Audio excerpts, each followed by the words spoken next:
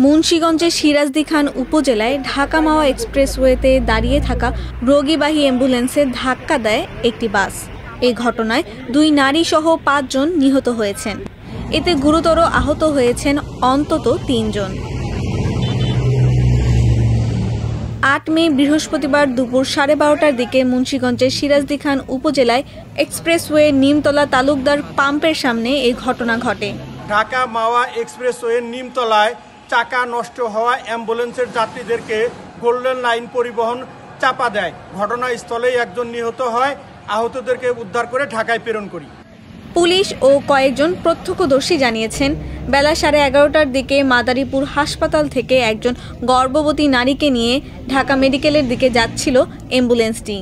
সেখানে সড়কের পাশে অ্যাম্বুলেন্স থামিয়ে চাকা সচল করার জন্য কাজ চলছিল। অ্যাম্বুলেন্সটির পাশেই ছিলেন দুর্ঘটনার শিকার ব্যক্তিরা। রাস্তার উপর দাঁড়িয়ে থেকে সে যাত্রীগুলোকে পিছনে নামায় দেওয়ার পরে সে গাড়ি চাকা চেঞ্জ করার সময় পিছন দিক থেকে সে গোল্ডেন লাইন বাস এসে তাকে ধাক্কা দিলে একজন মহিলা সে মারা যায়। আর বাদ বাকি অবশ্যই অ্যাম্বুলেন্স যারা যাত্রী ছিলেন 5 জন অথবা 4 জন এরকম যাত্রী ছিলেন, তাদেরকে ঢাকা মেডিকেল কলেজ হাসপাতালে দেওয়া হয়। এই ঘটনায় অ্যাম্বুলেন্সটির তেমন ক্ষয়ক্ষতি না হওয়ার কারণে ধারণা করা হচ্ছে অ্যাম্বুলেন্সটির যাত্রীরা অ্যাম্বুলেন্সের পেছনে দাঁড়ানো ছিলেন। ঢাকাগামী গোল্ডেন পরিবহনের যাত্রীবাহী বাসটি অ্যাম্বুলেন্সটির পেছনে সজোরে ধাক্কা লাগলে এই ঘটনা ঘটে। বাসটি জব্দ করে থানায় নেওয়া হয়েছে।